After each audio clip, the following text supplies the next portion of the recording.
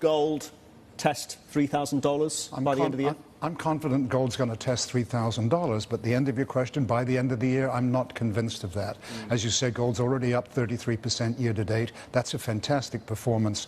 The long-term annual average price appreciation for the last 50 years has been about 8.5%. So gold has somehow got ahead of itself. I'm confident that we will see that $3,000 level, but it may not be until next year sometime.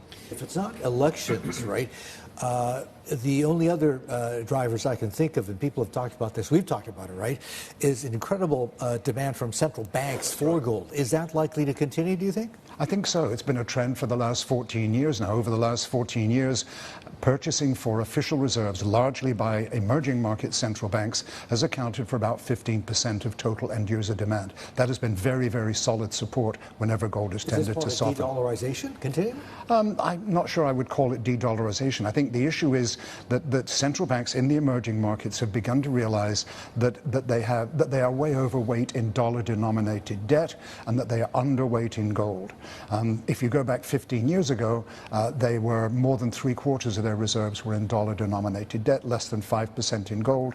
After 14 straight years of solid purchases, they still have more than 2/3 in dollar-denominated debt, and they still have less than 5%. They haven't really moved the needle very much in spite of all of those very, very big purchases. So that problem persists. And then there's also the issue of the US government basically outlawing Russia from the SWIFT system. I think that gave pause to a number of other countries that either have upset us in the past or are contemplating upsetting us in the future.